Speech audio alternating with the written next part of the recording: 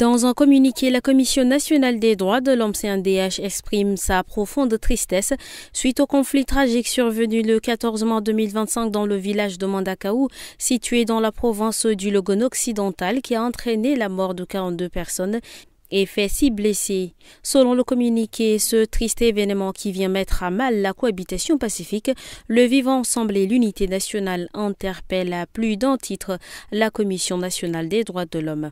C'est pourquoi elle appelle tous les protagonistes à la retenue. Par ailleurs, la CNDH exhorte le ministre de la Justice chargé des droits humains à prendre toutes les mesures qui s'imposent afin que le droit soit dit et dans le respect des instruments juridiques internationaux et nationaux en matière de droits de l'homme. Enfin, la Commission nationale des droits de l'homme souhaite vivement que la paix et la sécurité soient restaurées dans cette partie du territoire tchadien.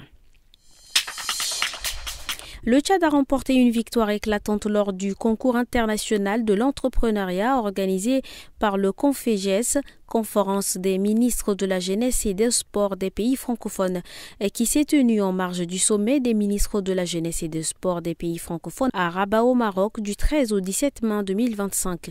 En préparation de ce sommet, le ministre de la jeunesse et des sports du Tchad avait initié un concours national dans le but de sélectionner un jeune entrepreneur exceptionnel capable de représenter dignement le pays sur la scène internationale. À l'issue d'un processus de sélection rigoureux, un lauréat a été désigné pour porter les couleurs du Tchad lors du concours international des jeunes entrepreneurs.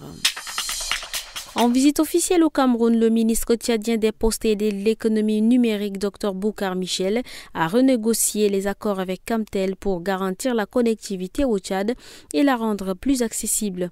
Les discussions entre la délégation tchadienne et la partie camerounaise ont permis d'obtenir des points positifs. Face aux difficultés liées à la connectivité sur le territoire tchadien exposé par la délégation du ministre Boucar Michel, l'opérateur Camtel a pris un certain nombre de résolutions. L'opérateur s'est engagé à achever la construction de la deuxième voie Nanambéré dans un délai de 2 semaines. Camtel entend également achever la construction de la deuxième voie Yagua-Bongor dans un délai d'1 mois. L'Académie du Sud a organisé les travaux préliminaires de la Préconam, Commission nationale d'affectation et de mutation, ce 15 mai 2025 à Doba, chef-lieu de la province du Logone oriental. L'objectif est de statuer sur les dossiers des demandes d'affectation et des mutations internes et externes des enseignants. Ces travaux de la Préconam ont regroupé les responsables des différents services du système éducatif de la circonscription de l'Académie du Sud.